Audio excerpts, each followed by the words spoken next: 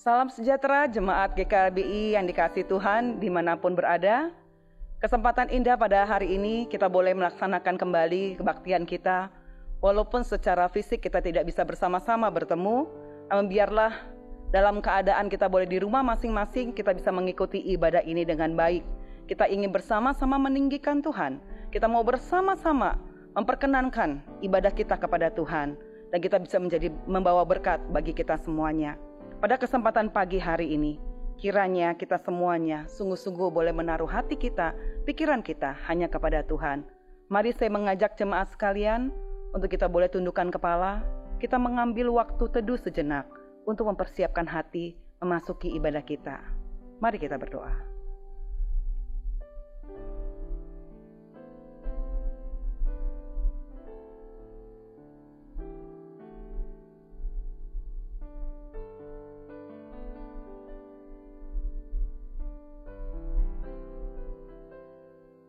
Amin. Mari kita bersama-sama berhimpun di hadapan Tuhan. Kita bersama-sama akan meninggikan Tuhan. Kita bersama-sama akan memuji nama Tuhan. Berhimpun semuanya menghadap Tuhan.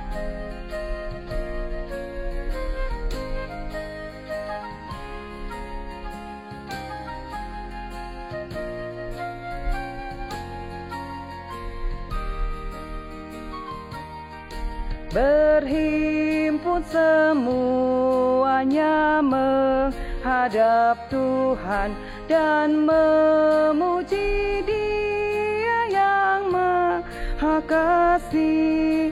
Kesusahanmu akan segera berakhir berkat keselamatan anugerah Tuhan. Hormati namanya dan ingatlah terus karya keselamatan yang dibuatnya. Naikkan syukur dan pujilah namanya dalam setiap saat kehidupanmu. Mari kita tetap berdoa dan berpegang kepadanya.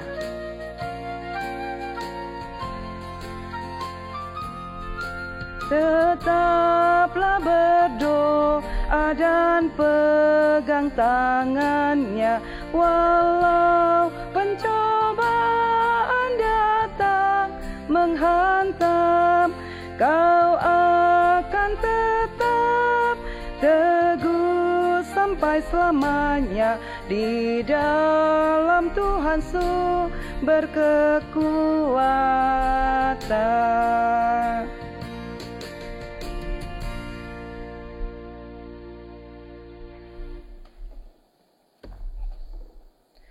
Bapak Ibu, saya undang untuk bangkit berdiri. Kita memulai ibadah ini dengan mengakui bahwa pertolongan kita adalah di dalam nama Tuhan yang telah menciptakan langit dan bumi.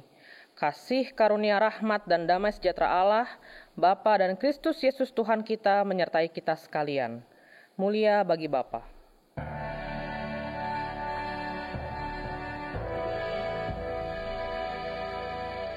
Mulia bagi Bapa,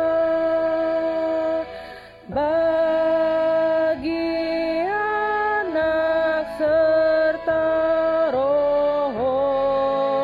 Kudus, dari permulaannya, sekarang dan akan jadi selama-lamanya. Amin. Bapak Ibu dipersilakan untuk duduk kembali.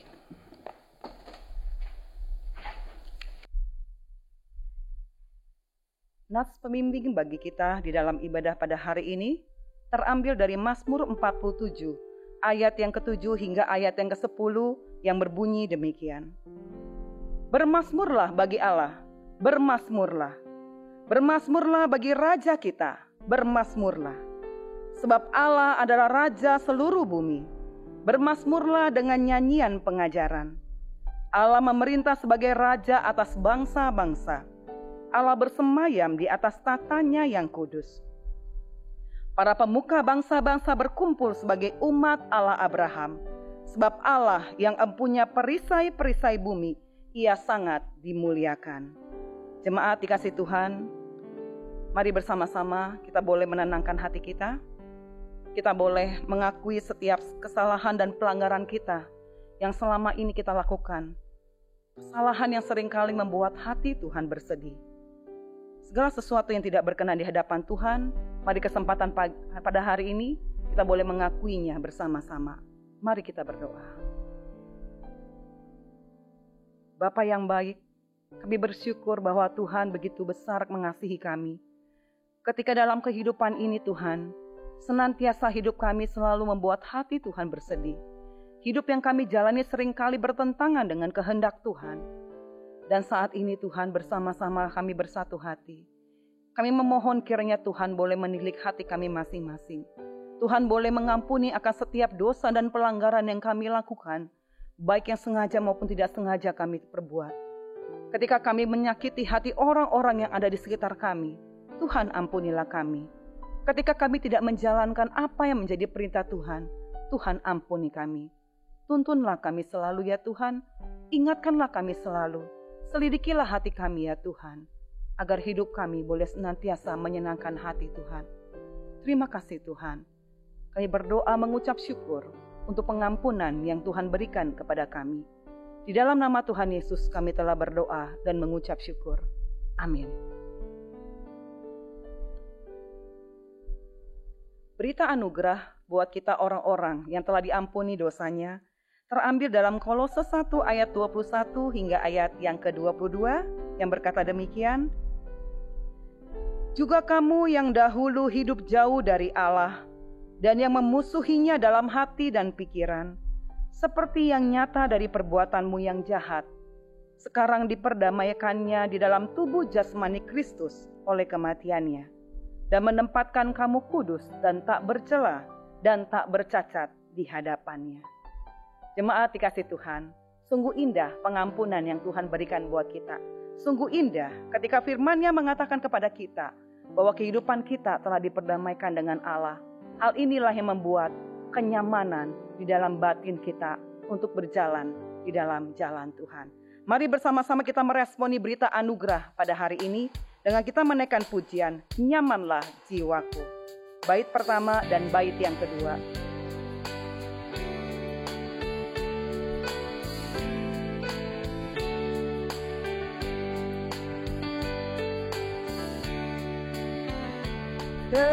Ketika hidupku sentosa teduh, ataku sengsara penuh, di dalam kasih-Mu ku tinggal teguh.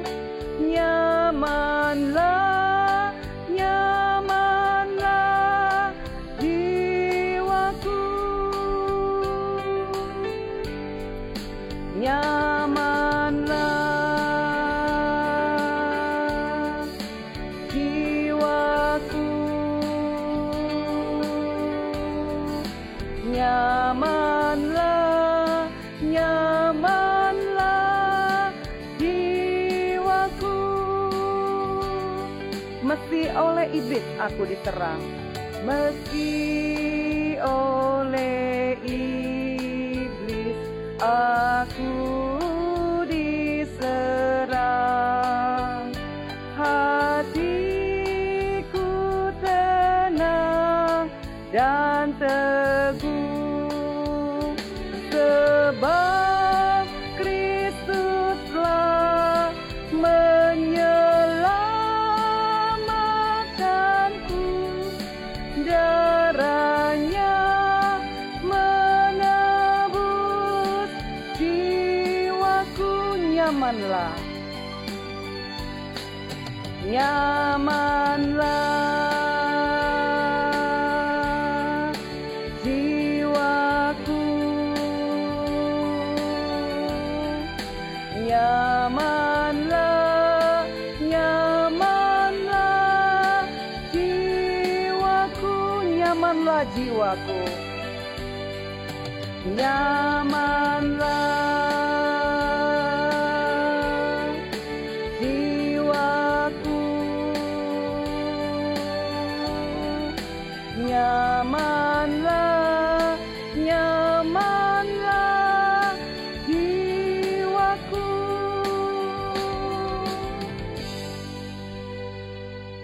Jemaat dikasih Tuhan, dengarkanlah petunjuk hidup baru buat kita semua pada hari ini yang terambil dalam Filipi pasal 2 ayat 14 hingga ayat yang ke-15.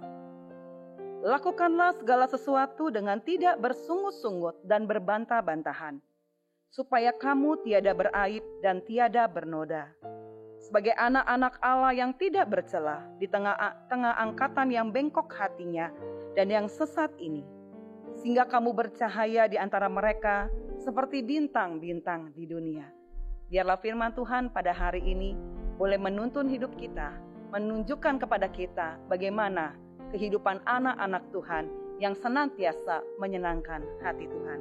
Tiba waktunya bagi kita jemaat dikasih Tuhan untuk bersama-sama mendengarkan, merenungkan firman Tuhan. Mari kita persiapkan hati kita agar sungguh-sungguh firman Tuhan yang akan kita dengar ini boleh menuntun hidup kita semakin lebih baik lagi di dalam mengikuti Tuhan. Firman-Mu pelita bagi kakiku dan suluh bagi jalanku.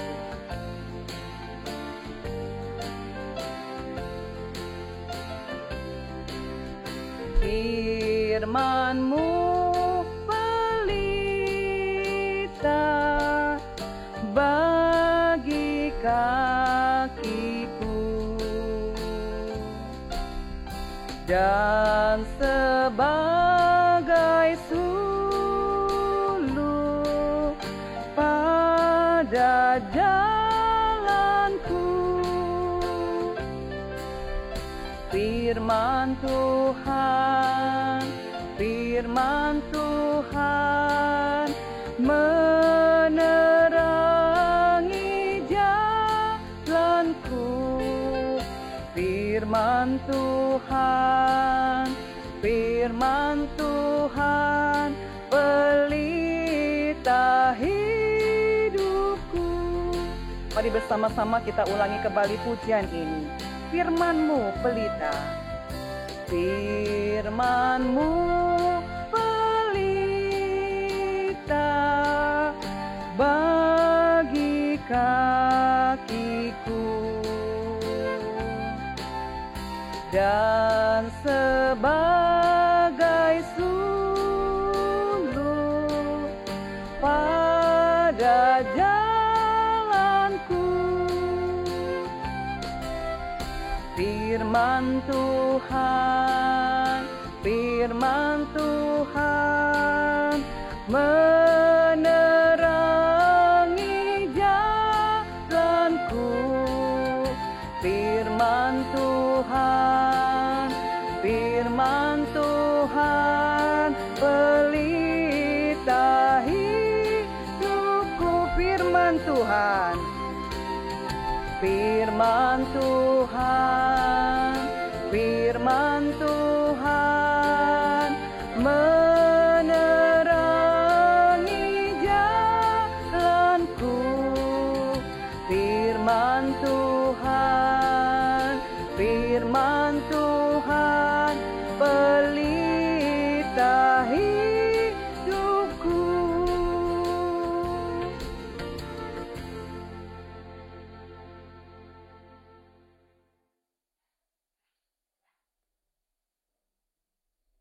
Shalom Bapak Ibu yang dikasihi Tuhan Yesus.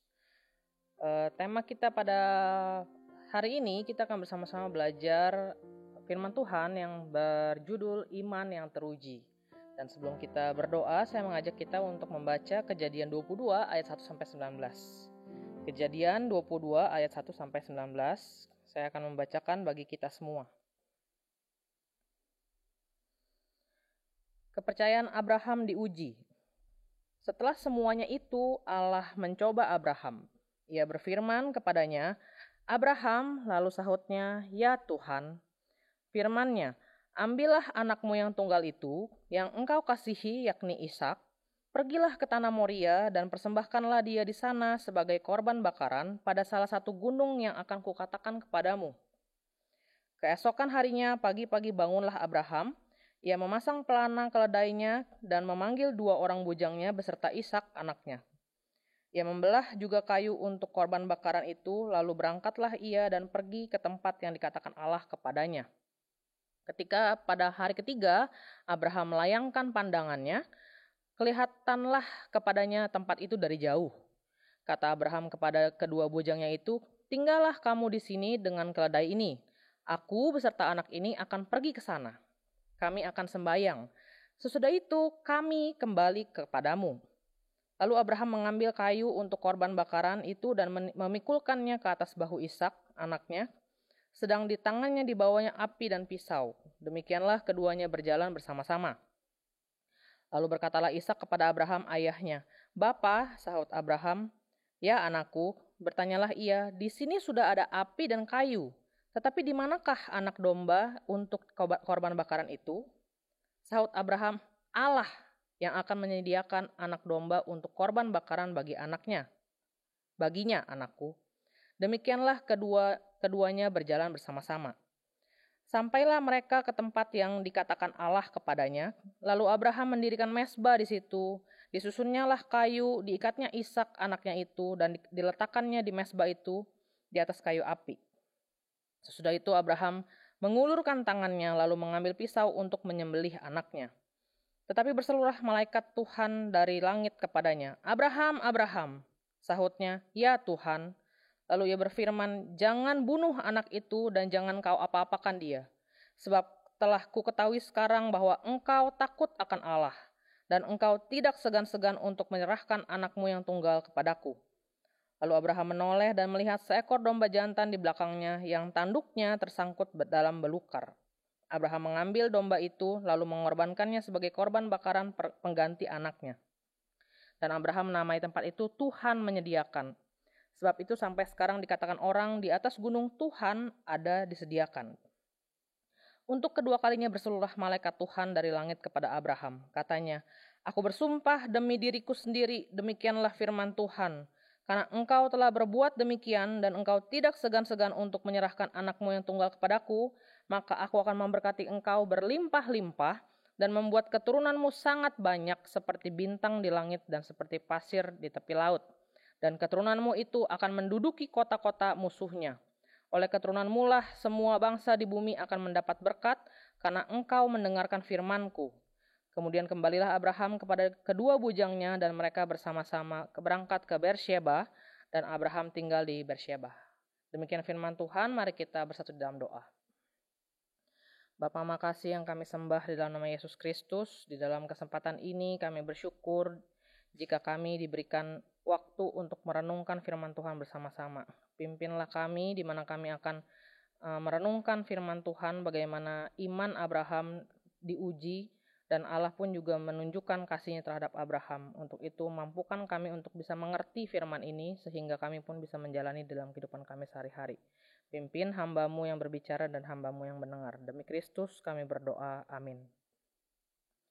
Bapak Ibu, saya memulai khotbah saya dengan memberikan sebuah pertanyaan, yaitu mengapa iman seseorang itu perlu diuji, Bapak Ibu?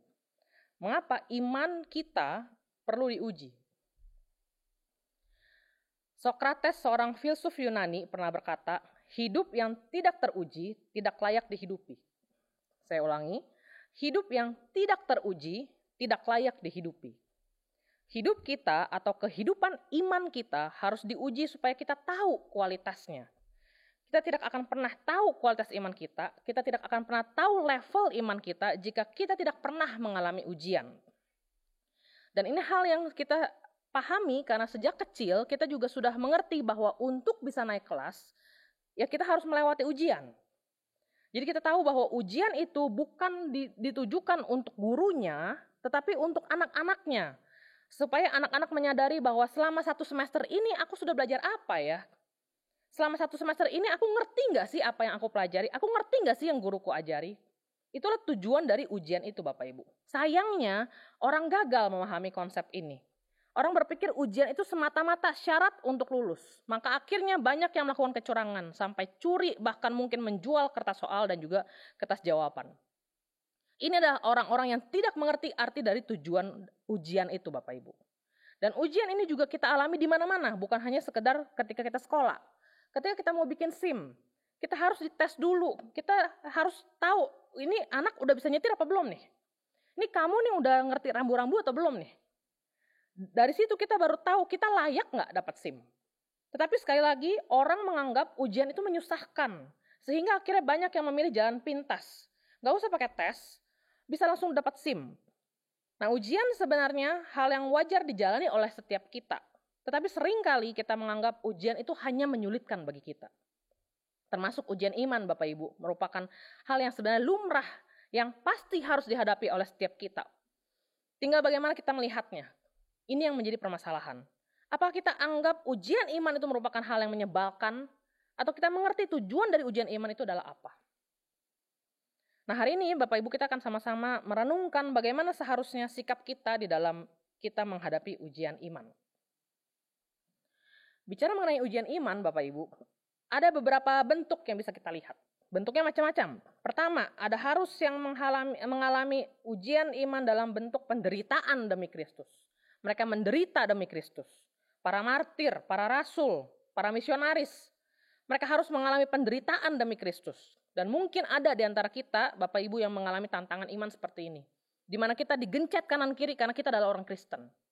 Tapi bisakah kita tetap bertahan di dalam iman kita sekalipun kita menderita? Kedua, ada juga ujian iman di mana kita justru diberikan hidup nikmat. Keluarga kita bahagia, tabungan kita banyak, kita mau ngapain aja gampang. Tapi justru di situ tantangannya Bapak Ibu. Bisakah kita tetap ingat Tuhan? Bisakah kita tetap mengutamakan Tuhan ketimbang kenikmatan hidup kita?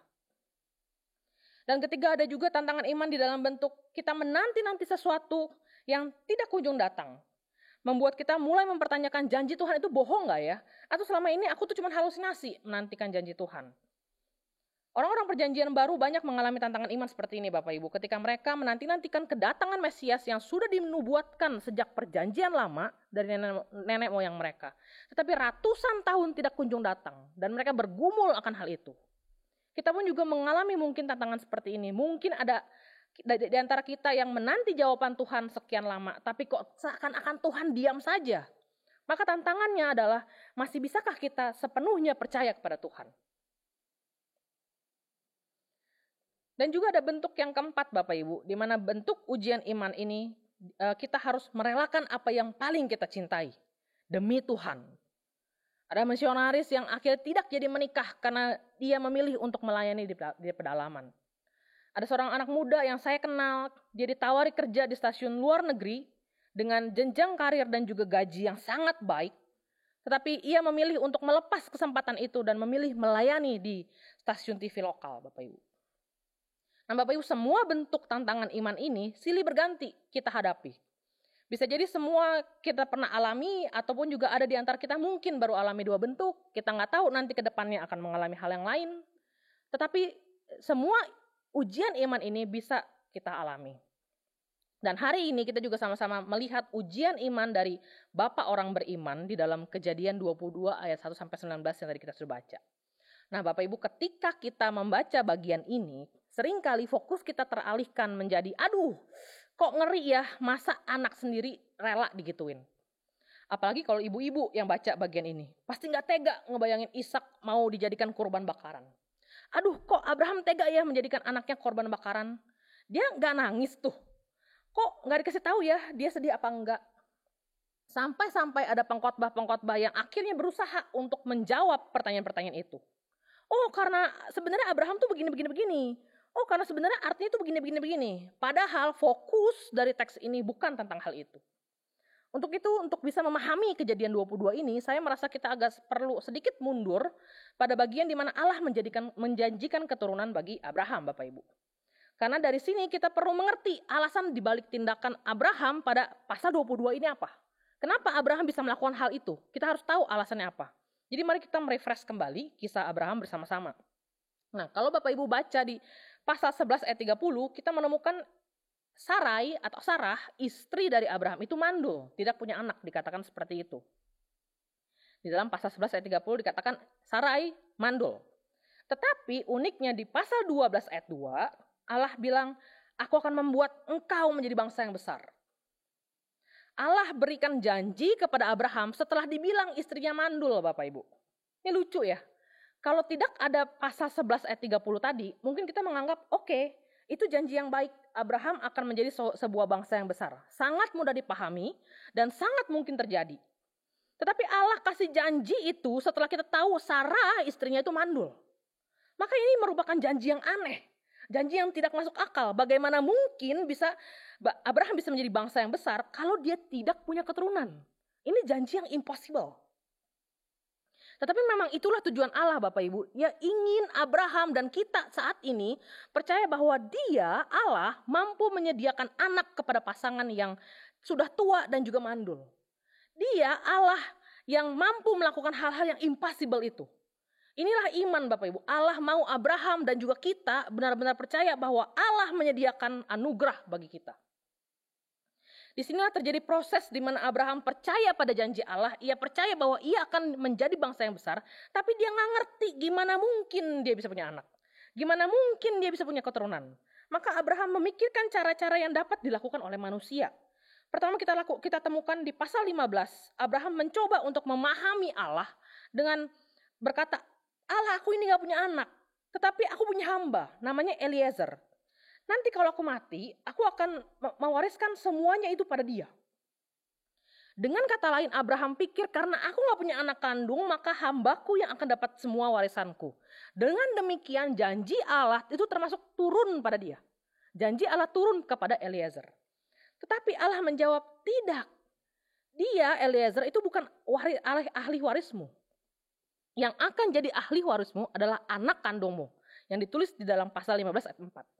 Nah ini makin jelas nih sekarang. Allah bilang anak kandung Abraham yang akan menjadi ahli warisnya. Oke, sekarang Abraham percaya, oke, anak kandungku yang akan menjadi ahli warisku. Tapi kenyataannya istriku mandul. Maka satu-satunya cara yang paling logis, yang paling masuk akal, adalah Abraham harus ambil perempuan lain agar dia bisa memiliki anak, bukan? Ini adalah cara yang paling masuk akal. Karena di zaman itu kita belum ngerti, Abraham belum ngerti ada bayi tabung, belum ngerti ada teknologi lain yang bisa membuat perempuan akhirnya jadi hamil. Jadi hal yang paling logis, paling masuk akal bagi manusia adalah Abraham ambil perempuan lain untuk melahirkan anak baginya. Dan itu yang mereka lakukan. Dalam pasal 16, Sarah memberikan hamba perempuannya kepada Abraham supaya Abraham bisa punya keturunan. Ini sangat logis bagi manusia dan cuman ini satu-satunya cara bagi mereka. Tapi bukan itu cara yang Allah inginkan.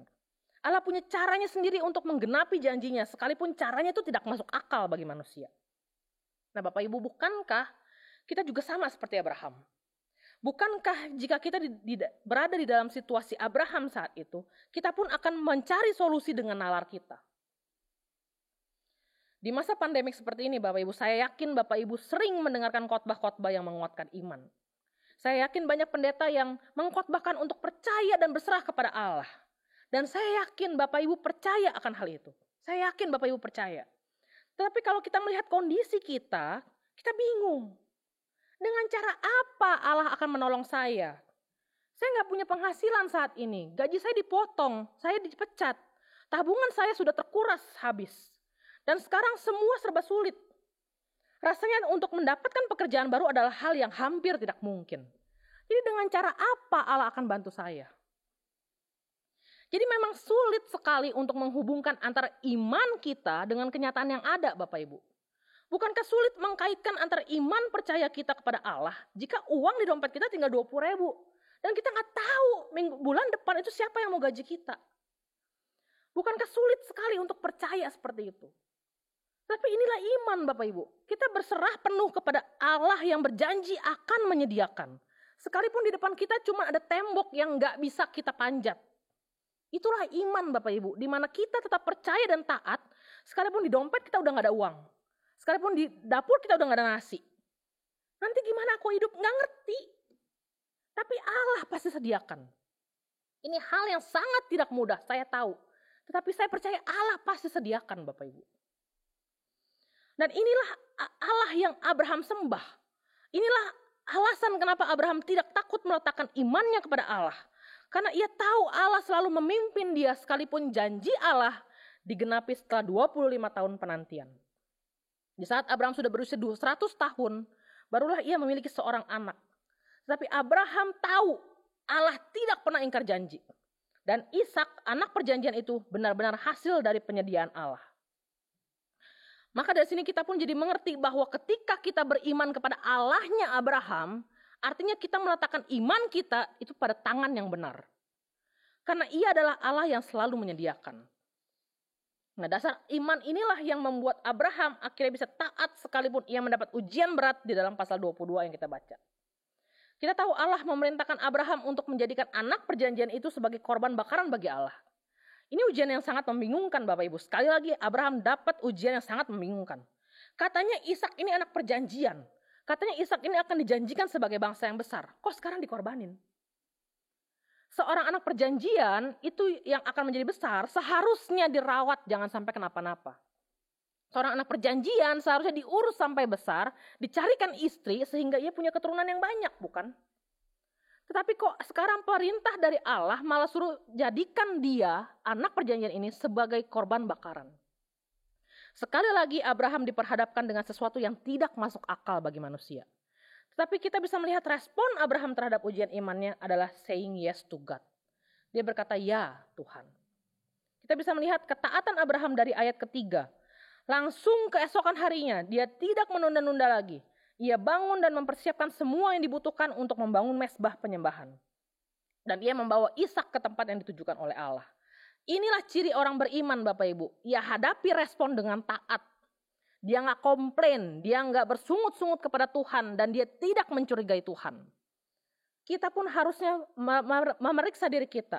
Apakah selama ini ketika kita di dalam tantangan iman, kita lebih banyak komplain, marah-marah sama Tuhan, atau kita lebih sering bilang yes God. Lebih sering kita taat kepada Allah. Tetapi ketaatan Abraham itu bukan ketaatan kosong Bapak Ibu. Ini juga penting. Bukan sekedar dia taat tapi nggak ngerti. Ada orang yang disuruh kerjain satu hal oleh bosnya, lalu ditanya sama yang lain, loh kenapa kamu kerjain seperti itu?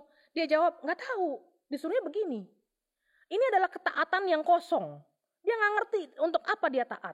Tetapi Abraham memiliki ketaatan bukan ketaatan kosong. Abraham memiliki ketaatan yang berkualitas, ketaatan yang dilandasi oleh iman bahwa Allah pasti menyediakan. Di ayat 5 kita baca, dikatakan kepada bujangnya, kami akan kembali. Ini merupakan iman Abraham. Dia nggak tahu apa yang akan terjadi, tapi dia percaya Allah pasti do something. Dan di ayat 8 dia katakan kepada Ishak, Allah yang akan menyediakan. Ini bukan ketaatan kosong. Ini bukan ketaatan bodoh Bapak Ibu. Ini adalah ketaatan di dalam iman. Dia kenal Allah yang dia taati itu adalah Allah yang mampu melakukan hal yang tidak masuk akal. Dia ngerti, dia menaati Allah yang tidak pernah ingkar janji, yang selalu menyediakan anugerah demi anugerah. Dan dia percaya hari itu pun Allah pasti menyediakan anugerah bagi dirinya. Gimana caranya? Nggak ngerti. Abraham sama sekali nggak kebayang apa yang akan terjadi. Tapi dia punya iman bahwa Allah akan menyediakan. Solusinya belum ada, jalan keluarnya nggak tahu kayak apa, tapi dia percaya Allah akan menyediakan. Itulah iman Bapak Ibu. Kalau kita baru percaya setelah kita melihat solusi, itu bukan iman Bapak Ibu, itu logika. Iman adalah percaya meski belum ada solusi di depan mata. Iman adalah percaya meski tidak bisa melihat. Di saat seperti itu Tuhan sedang meregangkan iman kita. Ketika kita bisa percaya tanpa melihat, berarti Allah sedang meregangkan iman kita. Dia tarik iman kita, di stretching supaya kita menjadi lebih kuat. Sama seperti kita lagi berolahraga, otot kita ditarik supaya semakin kuat. Sakit tapi semakin kuat. Maka ujian iman membuat hidup kita semakin dibentuk oleh Allah. Dan sekali lagi Abraham melihat bukti bahwa Allah tidak pernah ingkar. Tetapi justru Allah menyediakan anugerah baginya. Karena di dalam ayat 1 kita bisa melihat ketika Allah memanggil, Abraham menjawab, ya Tuhan, diiringi dengan perintah yang membingungkan. Tetapi Abraham tetap mau melakukan itu di dalam iman.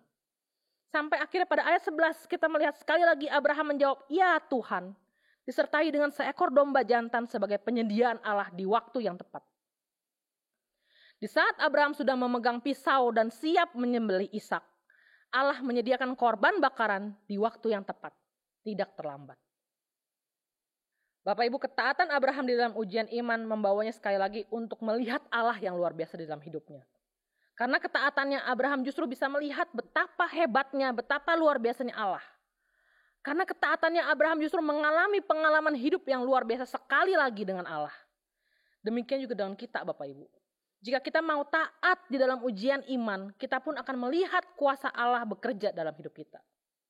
Tapi jika kita tidak taat, justru kita tidak akan punya pengalaman itu. Kita nggak akan pernah bisa mengalami betapa luar biasanya Allah.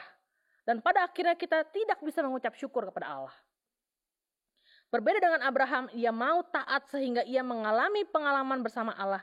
Sehingga membuat dia semakin memuji Tuhan dan mengucap syukur. Saya sangat bersuka cita membaca ayat 13 dan 14. Di mana setelah imannya teruji, Abraham bukan buru-buru bebasin Ishak dan dia lari pulang. Tetapi justru ia memberikan persembahan bagi Allah sebagai ucapan syukur karena Allah telah menyediakan. Inilah yang seharusnya menjadi respon kita pada ujian iman kita Bapak Ibu. Pertama, kita harus taat di dalam ujian iman karena kita tahu kepada siapa kita beriman. Yaitu kepada Allah yang akan menyediakan. Kedua, ketaatan kita di dalam ujian iman justru akan membawa kita menyaksikan betapa luar biasanya Allah. Dan akhirnya membuat kita tidak mungkin tidak menyembah Allah. Tidak mungkin kita tidak mengucap syukur kepada Dia. Bagaimana dengan kita selama ini Bapak Ibu? Jika kita percaya kepada Allah yang Abraham sembah, mampukah kita tetap taat ketika kita menghadapi ujian iman? Ketika kita tidak tahu besok harus makan apa, beranikah kita berkata Allah yang akan menyediakan? Atau kita malahan bersungut-sungut dan meragukan Allah? Ketika kita tidak menyangka tahun 2020 akan dilewati seperti ini, dan kita sadar rasanya hampir tidak mungkin kita akan kembali normal seperti dahulu. Mau tidak mau kita harus adaptasi dengan new normal ini. Kita nggak ngerti di depan bakal seperti apa. Kita nggak ngerti cara hidup kita di dalam new normal itu harus seperti apa. Semuanya seperti di dalam kabut. Semuanya membingungkan. Tetapi yakinkah kita bahwa Allah akan menyediakan anugerahnya bagi kita di waktu yang tepat? Di saat teman-teman yang akan masuk perkuliahan saat ini masih bingung, sampai hari ini bingung gimana nasibku nanti. Gak ngerti, tapi yakinkah teman-teman bahwa Allah akan menyediakan solusi bagi teman-teman di waktu yang tepat? Jika kita meletakkan iman kita kepada Allah yang benar, maka jangan takut hadapi iman. Jangan takut, jangan menyerah di dalam perjuangan itu. Jangan kita malahan mencari shortcut untuk bisa lewat dari perjuangan itu. Tetapi jalanilah tantangan iman itu di dalam ketaatan dan di dalam iman. Karena Ia selalu menyediakan apa yang kita butuhkan tepat pada waktunya. Dan Dia akan membuat kita semakin terheran-heran, semakin terkagum-kagum dengan apa yang Ia lakukan bagi kita. Tetapi Bapak Ibu, untuk bisa melihat itu, kita perlu taat terlebih dahulu. Kita perlu katakan ya Tuhan dan berjalan hari demi hari dengan iman kita. Maka Bapak Ibu, serahkanlah iman kita kepada Allah yang selalu menyediakan. Jehovah Jireh. Mari kita berdoa.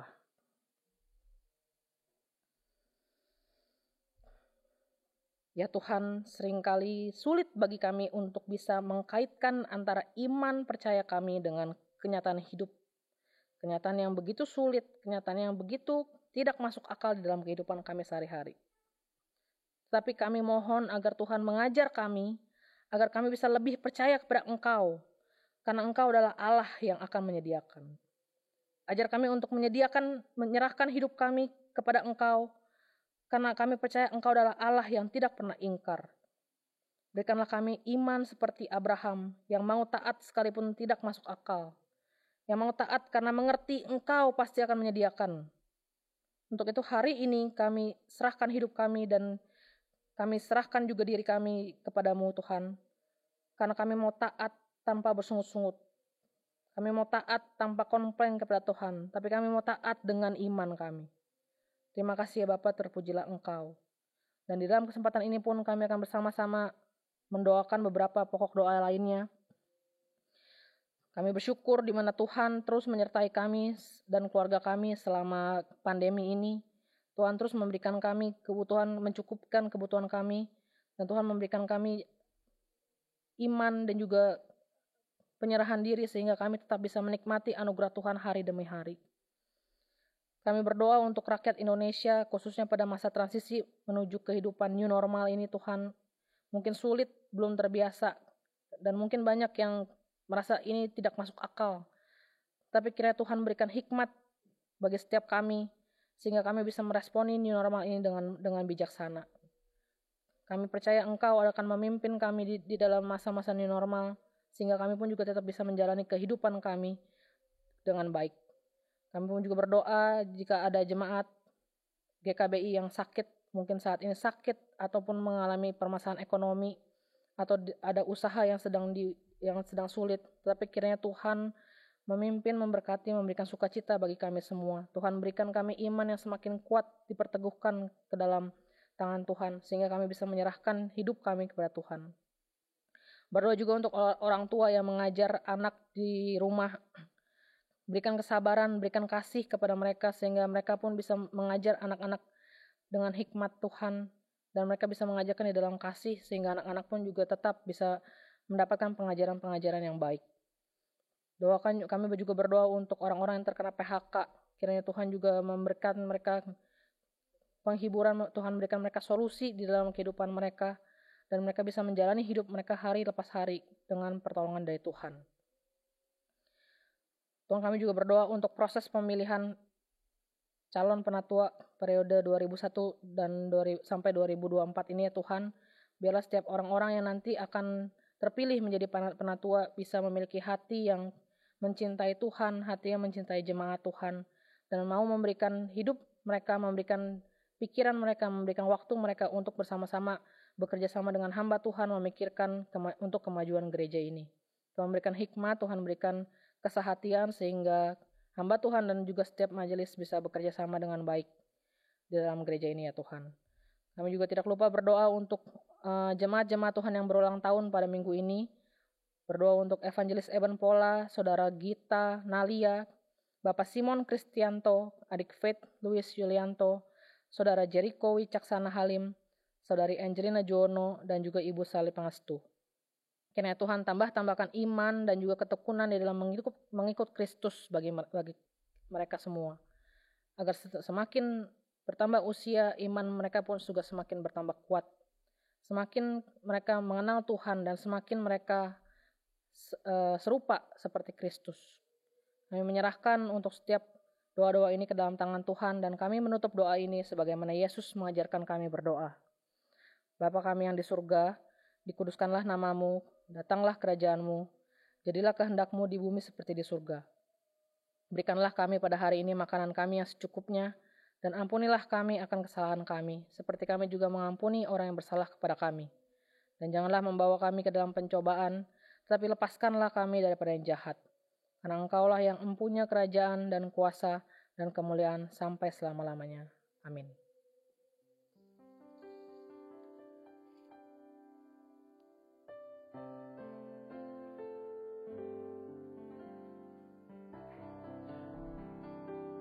Jemaat dikasih Tuhan, saya mengundang untuk kita semuanya boleh bangkit berdiri. Kita akan bersama-sama mengakui pengakuan iman rasuli kita yang berkata demikian. Aku percaya kepada Allah, Bapa yang Maha Kuasa, Khalik langit dan bumi, dan kepada Yesus Kristus anak yang tunggal Tuhan kita, yang dikandung dari Roh Kudus, lahir dari anak darah Maria, yang menderita di bawah pemerintahan Pontius Pilatus, disalibkan, mati dan dikuburkan, turun ke dalam kerajaan maut. Pada hari yang ketiga bangkit pula dari antara orang mati, naik ke surga, duduk di sebelah kanan Allah, Bapa yang Maha Kuasa. Dan dari sana ia akan datang untuk menghakimi orang yang hidup dan yang mati. Aku percaya kepada Roh Kudus, gereja yang kudus dan am, persekutuan orang kudus, pengampunan dosa, kebangkitan orang mati, dan hidup yang kekal. Jemaat dipersilakan duduk. Bapak Ibu jemaat dikasih Tuhan, tiba saatnya bagi kita untuk bersama-sama memberikan persembahan. Ayat persembahan pada hari ini terambil dari Keluaran 35 ayat yang ke-21. Sesudah itu datanglah setiap orang yang tergerak hatinya, setiap orang yang terdorong jiwanya, membawa persembahan khusus kepada Tuhan untuk pekerjaan melengkapi kemah pertemuan dan untuk segala ibadah di dalamnya dan untuk pakaian kudus itu. Jemaat, persembahan dapat dikirimkan melalui transfer ke rekening BCA GKBI dengan nomor yang tertera pada layar. Atau jemaat dapat memasukkan persembahan jemaat masing-masing ke dalam kotak di gereja yang ada di ruang kasih. Jemaat dikasih Tuhan, firman Tuhan hari ini sungguh indah. Kembali mengingatkan kita sebagai orang-orang beriman bahwa ujian bagi iman kita itu janganlah dianggap sebagai sesuatu yang menyakitkan buat kita.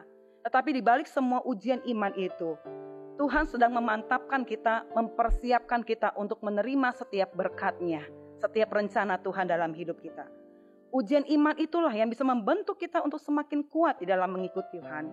Dan ujian iman itu harus membuat kita semakin percaya dan semakin menaati Dia di dalam kita menjalani hidup sebagai orang-orang beriman.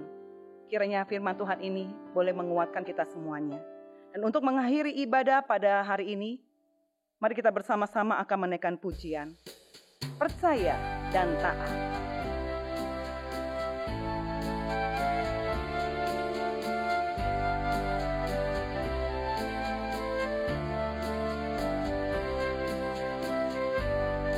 Bila ku berjalan bersama Tuhanku dalam terang cahaya firman-Mu, bila aku taat, pasti Tuhan dekat pada yang percaya dan taat. Percayalah dan taat padanya, tiada jalan lain, percaya dan taat. Tiada lagi beban, tiada lagi duka, semuanya diganti Tuhan. Tiada lagi susah, tiada derita, jika ku percaya dan taat. Percayalah dan taat padanya, tiada jalan lain, percaya dan taat. Segala jalannya tak terpahami, namun tetaplah yakin. Ketika kita menyerahkan semua kepada Tuhan, maka kemurahan Tuhan akan diberikan buat kita. Takkan terpahami kasih-Nya yang murni, hingga Ia serahkan semua. Kemurahan Tuhan serta sukacita bagi yang percaya dan taat. Percayalah dan taat padanya, tiada jalan lain, percaya dan taat. Percayalah dan taat padanya, tiada jalan lain, percaya dan taat.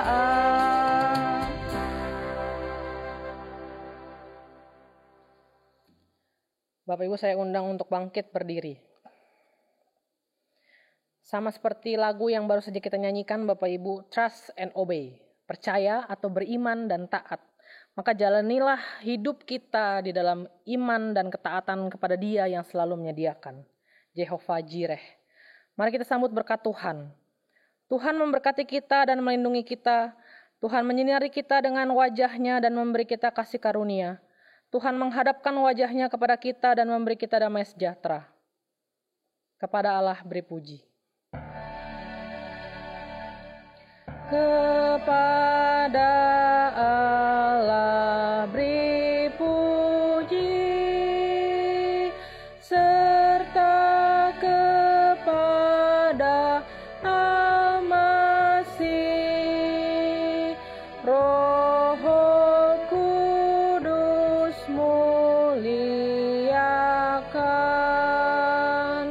berkuasa dan berkasihan. Amin. Bapak Ibu dipersilakan untuk duduk kembali dan juga bersaat teduh.